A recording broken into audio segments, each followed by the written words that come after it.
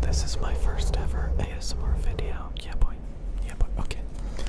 But I've kind of talked about this the other day that I stopped buying diet energy drinks, zero sugar energy drinks. I stopped buying zero sugar cola, Coca-Cola, stuff like that, soda pop. So I stopped buying the zero sugar crap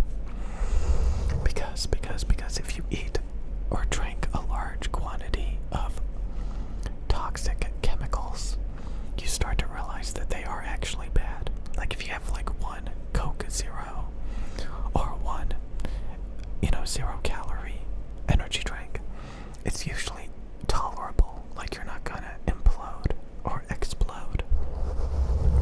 But if you sit there and chug like a couple of diet energy drinks or diet soda pops, you start to notice that you have this very strong, lingering chemical taste. Or like you'll even develop like sores in your mouth and stuff and you'll be like, oh my god, these drinks that I'm drinking, all you have to do is drink a little bit above what you're supposed to, and you'll have all these adverse effects like a lingering, horrible aftertaste of chemicals, or like, like I said, I was developing like sores and stuff from drinking that citric acid garbage. I don't know. And so I started drinking normal soda, and I don't have that lingering horrible aftertaste. I feel more satisfied because I'm actually drinking calories rather than, tricking my brain into thinking that I'm drinking calories. You keep drinking the diet sodas because it has no calories, and your body is like thinking that you're actually drinking calories. You're drinking sugar, but you're not. So you're ending up like not being satisfied. I don't know. But I just know there's this guy that is obsessed with like diet drinks, diet soda, zero sugar. And I used to be like that, and it kind of made me reflect on it. Okay, this guy is obsessed with zero sugar Coke, and I have been obsessed with diet drinks because I thought I was, playing the system. There's even a girl who watches my videos. She knows who she is. She's a big supporter of diet drinks. And again, it's because she was trained to think that corn syrup and sugar is terrible for you. It's terrible. And that like aspartame and citric acid and all these artificial sweeteners, oh, those are just amazing because they have no effect on your body. There's like no adverse effects at all. But the reality is, if you drink too many of those, it's extremely acidic. It's bad for your teeth. It's bad for your gums. It's bad for your everything, So I was getting sores in my mouth from over drinking it. I was getting these horrible, lingering aftertastes that I kind of normalized as perfectly fine. And when I drink, I have a cane sugar Coke next to me. It uses real cane sugar. It does, and honestly, I do think it's better than the corn syrup currently. So sodas that use corn syrup, I do think they're worse, from what I can tell anyway. But when I drink a soda that's using real sugar, and I feel more filled up, I feel more satisfied. It's people think that, oh, they created the best solution with these artificial sweeteners when it's really, really bad, honestly. It's not filling. It's still bad for you in a lot of different ways. And you end up just drinking a lot of them instead of being satisfied with one actual real Coke. But again, I grew up just eating a ton of carbs, a ton of sugar, and I was usually fat. But if you have a healthy moderation with food, you have a Coke, but you also drink water, I think that's a lot better than chugging a bunch of diet sodas.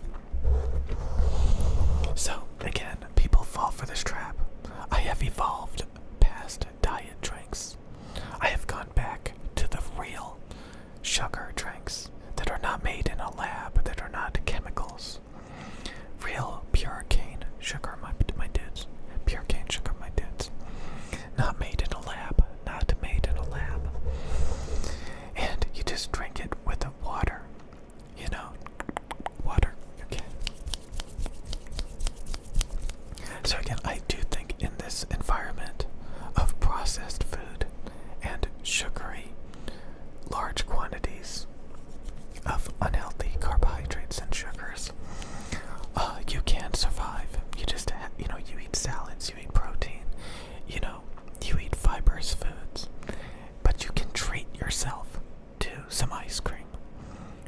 soda.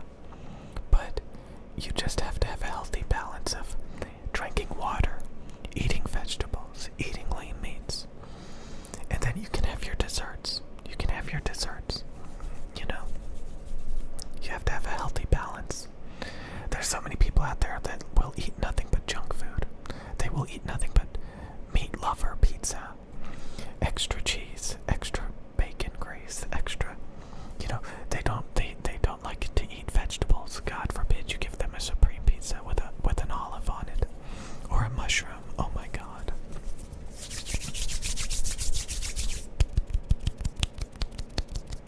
And then there's the whole calories in, calories out, you know, calories in, calories out. So again, there's the argument that if you eat a bunch of carbs and sugar, that it's going to spike your insulin and it's going to give you these hunger spikes.